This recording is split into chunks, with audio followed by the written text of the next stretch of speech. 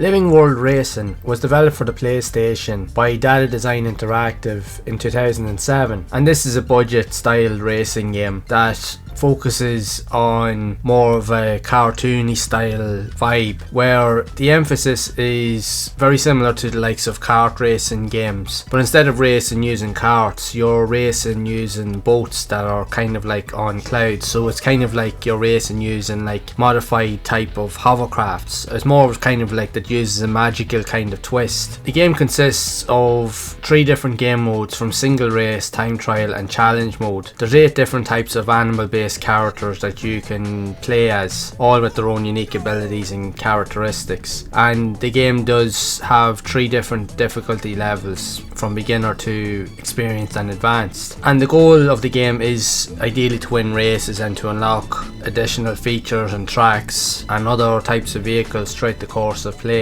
And during gameplay, it uses very similar features, very similar to kart racer games, the likes of Crash Team Race and even the Mario Kart series and other games like it, where you have to use power-ups that you collect throughout each of the tracks to use to your advantage, whether you can use like shields or you can use type of rocket items to take out other opponents on the track at a given time, or you can gain speed boosts. It really just depends on the randomization of the item drops that you get, depending on whether or not you'll be able to take advantage of a situation or not. But what's it like to play overall? Now, the game really didn't get great reviews by the magazines, as it was looked down upon because of mainly the gameplay characteristics, but the overall idea of the game. Now, the game is playable and it does have some really nice graphics. Like, it uses very cartoony style graphics and it does suit the whole look and feel of the game. But the problem with the game is mainly down to the style of the handling physics and even the actual vehicles themselves that you're driving, as even though it is a kart based racer, it isn't an overly fast game to play, but the handling physics can be very fiddly and very weird to use. Even with that, the collision detection, even though you're kind of using like a hovercraft as such, if you end up colliding with other computer opponents, you kind of get stuck to them and it slows you down, and it's very hard to get away from them. And if you crash into different types of environmental hazards or even walls on the side of the track, it completely turns the boat pretty much upside down, that you will completely lose track of all your progress that you have managed to gather throughout the races. Now, some tracks you'll be able to win races easy enough, whereas other tracks will be more difficult to play. You have different speed boost panels throughout that give you a short burst of speed. This can work to your advantage, but